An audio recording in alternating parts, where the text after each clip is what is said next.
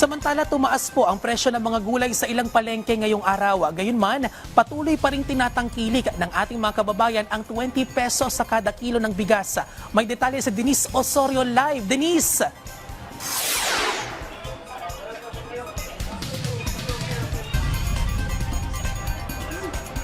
Rise and shine, bien!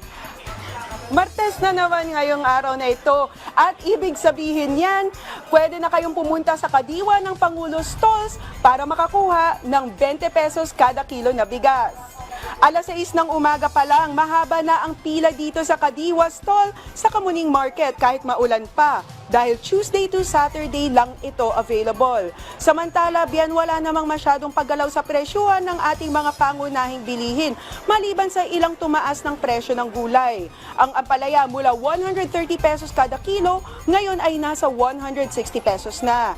Ang pulang sibuyas naman mula 140 pesos, ngayon ay 150 pesos na kada kilo. At ang pipino, 120 pesos kada kilo mula 100 pesos kada kilo.